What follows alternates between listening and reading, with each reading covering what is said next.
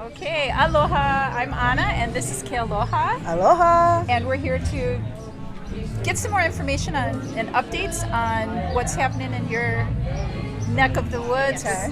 So, where do you want to start? You want to start with the whale? Let me start with the whale. Okay. As you know, NOAA is prosecuting myself and Miss Roxanne Stewart. We had been involved helping NOAA because NOAA asked us for help to help build community relations and to build a network. We started doing that under the leadership of Erica Ho'oulu Lahui Perry, Moani's daughter. Right. Oh, right. Okay. Yeah, and so NOAA wanted to build this community network, so we agreed to help. And so we have all the trainings. We've done the trainings. We actually do trainings for the Hilo side, East Hawaii network. And that was volunteer? Yeah. You were volunteering? Yeah. So we've been doing that for a long time. We got a call. We had done 2 or 3 rescues already. One for the Blainesville beaked whale, Kamaui. His name was Kamaui. Another one was for Vaikini from Miloli'i, a little striped dolphin that came in and was injured. The last one was Kawaihae, and it was Vananalua. That was her name, and her name means double prophecy because 2 of our people, one Hawaiian and actually one Native American from Whipsy, had a vision, and they shared, in fact, he had shared that vision with Pua Case, who had been at Whipsy on Oahu. And so he told Pua that she was going to meet a whale soon. And so we got this call, and it was in Kawaihae. So we thought, oh, well, we better call the people from that area because the people from the area are should be the first responders. We came in because we do have some training. NOAA trained us, and also the university. We had to go through all of the Ayacook training, they call that. And so we went to render assistance because when people call and say, hey, there's a kanaloa in distress, we go. And it doesn't really matter where, but we always try to respect the wishes of the people from that area. So we gave Pua a call, and she said, oh, okay, Kealoha, we're at Hula, but we'll come down after. So they came down, and they brought Nahuya. She's from Aotearoa. And Nahuya was there, and she sang great, beautiful songs, Maori songs, and you could actually feel Vananalua relaxing, right? Because all our interest is to give them quality of death or to see if they're going to recover. And so did the other 2 rescues that you went on, did they recover or they passed? They both passed. But they were fairly bad.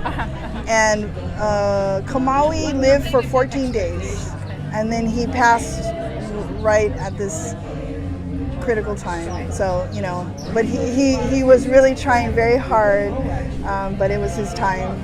Anyway, so essentially she passed late in the night. Roxy and I were the only ones left there. We always stay with them until the end.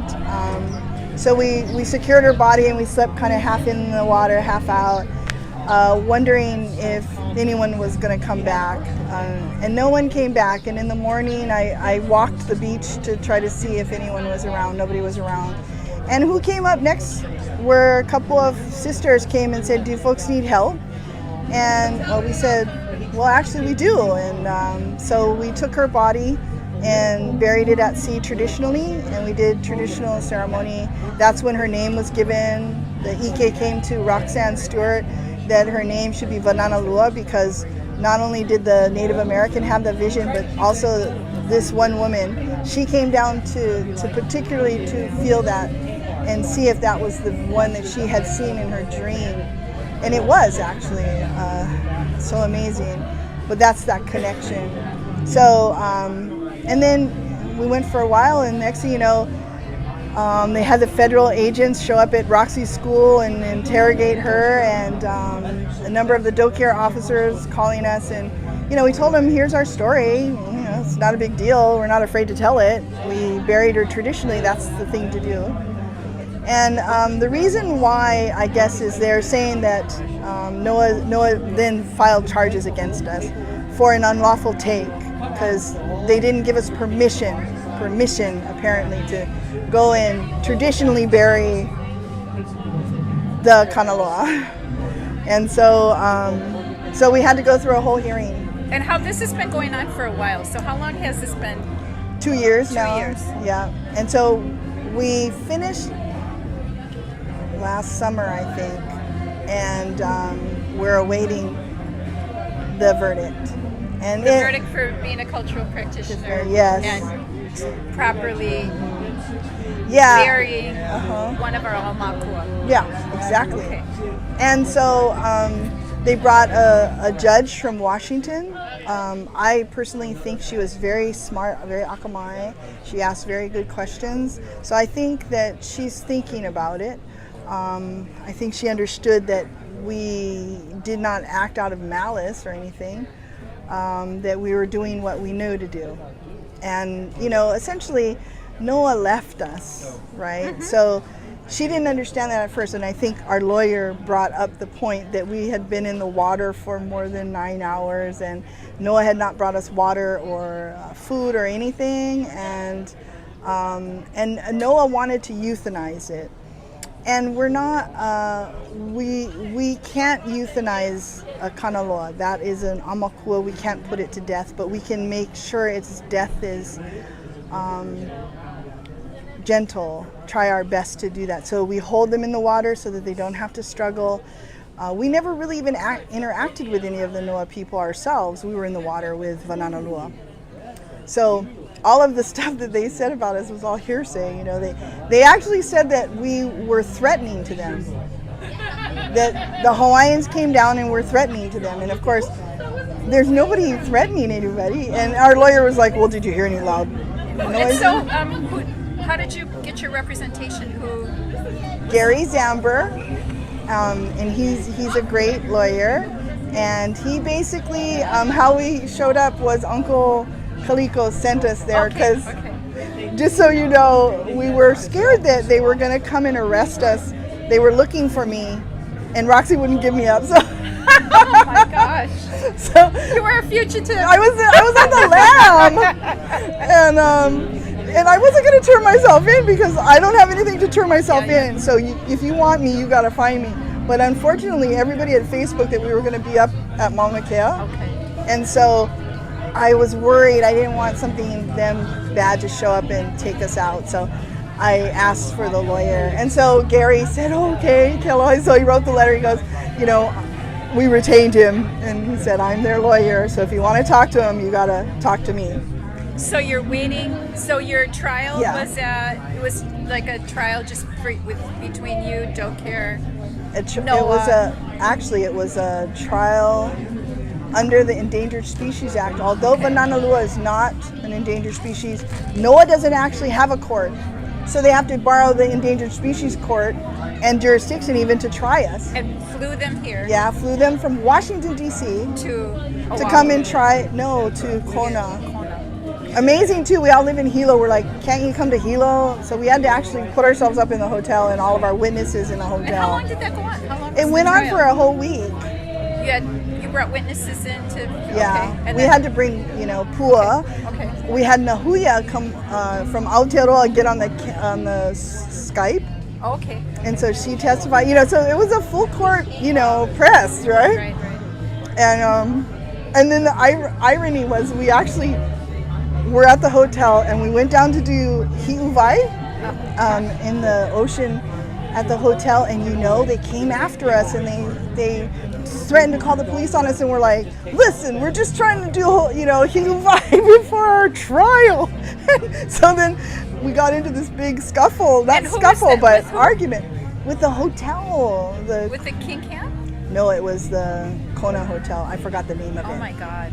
But no, listen, this is funny because we're like, and at first I was just so stressed out. I'm like, listen, brother, you can't just block us. This is going in the ocean. And I'm like, can't you just leave us alone just for a moment? We'll be out as soon as we're pau. We're not here just to party or swim. We're here to do ceremony. And he was like, not okay with that. So I said, listen, I'm going to call my lawyer. And then he didn't realize our lawyer was upstairs in the hotel. So he comes down and he's like, what's happening here, girls? And I'm like, I don't know, tell this man. He won't let us heal fight. Anyway, so, why I want to tell that part is because he apologized. His big manager apologized. They called to tell us. I mean, we had to rent 6 rooms. It was very costly to us, just for our witnesses, and they would not treat the tourists that way. No one would ever treat them that way. And the host culture, you can't. Yeah. And they sell our culture. Right. But when you have an actual practitioner who's going to actually practice the culture, they freak out and they don't know they don't know what to do. Yeah. And even the NOAA suggesting that we were threatening them, they had no witnesses that could actually prove that threat occurred in any way. So there was that whole thing, and I just wanted to say what I wanted to say about why I'm telling that part of the story is that we really need to stop treating Hawaiians as criminals in our own homeland. That happened to us in the contested case hearing. At one point, I actually literally got up there and I said, excuse me, are we in a criminal proceeding? Because number one, if we are, it's evidence is beyond a reasonable doubt. You have to get not just the preponderance of evidence here, but more importantly, we're not the ones, we're the witness. We are not the crime.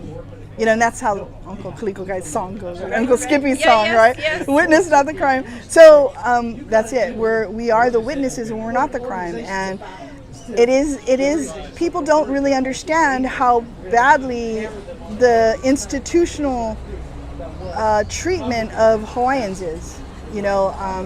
And that's what I'm here to speak to. Is that people just really don't understand how much just doing something very simple as going in the water to do your cleansing and prayer before you have to go on trial.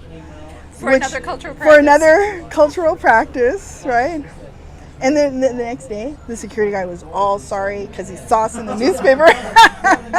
And he's like, oh, sister. And I'm like, no worry, brah, I understand, but just know we're not here to give you a hard time. We're here to just do what we need to do. And so what I think is developing is this, growing practitioners trying to do their practice. And so there's like this idea that somehow we're threatening. But the truth is that's the old thinking, the zero sums thinking, like if Hawaiians get recognized, that means we don't get recognized. And that's not true. We need to raise the standard of aloha and come from that greater place, which is that there's enough for everyone. And nobody's trying to take anybody's land from them, except for, they're trying to take our land from us, but we're not seeking anybody's land. Let me tell you a little fact. 4% of the land in Hawaii is actually considered fee simple. Right. So only 4%. The rest is held by Kamehameha Schools, which is the largest landowner, private, the state, which Hawaiian is homes. And Hawaiian homes and military. And military is actually only leased. So 65 years. Yeah. And wait, what was I going to say? Oh, Pearl Harbor though. Pearl Harbor, I think they do have it, but I think that we could, negotiate that with them. Unwrap that. Yeah. Or unpack that. Yeah, Let's unpack Pearl Harbor. By the way, Pearl Harbor is another place where Mo'oinanea dwells, not only on Mauna Kea, but she dwells in Pu'uloa. Pu'uloa is there at Pearl Harbor. And the other place is Kaimanahila, where the monk seal was just born a couple days ago, which is right there. Wow. Anyway, so that's the whale story for now. So you're waiting for the judge to make her or his determination. Yes. And then that should be Paul. Yes, and just so you know, if we have to, we are prepared to go to court. Because this is an administrative hearing, just like the contested case hearing. And we had gone through all those preliminary steps. So if she rules against us because she has to, because it's strict liability, they call it. Like it doesn't matter what your intentions are, it matters what you did. We might get convicted, but I think that she's going to place things because she allowed us to enter into evidence all of the ceded land issues and the state jurisdictional issues, because one of the things was NOAA's jurisdiction starts 3 miles out. It's not on the shoreline. So And a conviction would mean what? that we get fined. Okay. We can be fined anywhere from a few $1,000s to $30,000 or something like. It's quite big, so I mean, it's worth. Well, I think it's important to fight it also. Exactly. I'm just curious with their. Yeah. So, anyways, that's where we are. So that's awesome. Well, thank you for mahalo. Yeah. Nui loa for doing that work and for bringing awareness to Thank you our for practices you guys. and our cultural practices and the reverence of a creature that's passing away Right. should be treated exactly the way Yes. that you're taught to do. So, Yeah, and we want to have a relationship with our kanaloa. Right. And that's the generic, not the generic, it sounds generic, but they are manifestations of the god of the sea and of this, and also, what we shared with the judge is that these animals are actually,